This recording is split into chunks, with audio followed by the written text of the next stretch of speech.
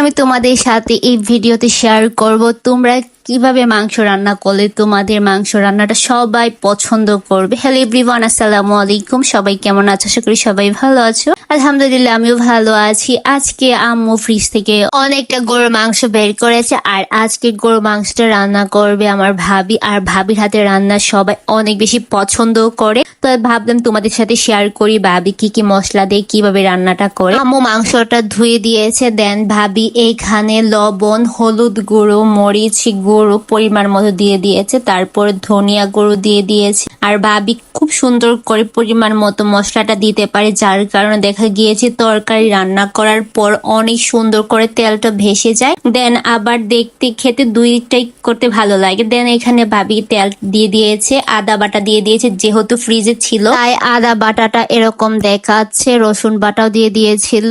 দেন এখানে ভাবি পরিমাণ মতো জিরে গুঁড়া দিয়েছে, তেজপাতা, এলাচ, দারচিনি, লবঙ্গ এইগুলো দিয়ে ভাবি সুন্দর করে মাখিয়ে নিয়েছে। আমার কাছে মনে হয় এই মাখানো উপরেই অনেকটা টেস্ট ডিপেন্ড করে, কারণ মাংসর ভিতরে মশলাটা ভালোভাবে যায়। দেন আমি এখানে যখন পাতিলটা চুলার উপর বসিয়ে দিয়েছি আর এটা রান্না করা হচ্ছে, যখন এটা প্রায় হয়ে গিয়েছে আর কিছুক্ষণ আগে এখানে আমি একটু আদা বাটা দিয়ে দিয়েছি। আমার কাছে মনে হয় সবসময় আদা বাটাটা পরে দিলে ভালো লাগে। দেন এভাবেই মূলত আমরা গ্রামের বাড়িতে রান্না করে থাকি, তো তোমরা এবার ট্রাই করতে পারো। আজকের ভিডিওটা এই পর্যন্ত। আল্লাহ হাফেজ।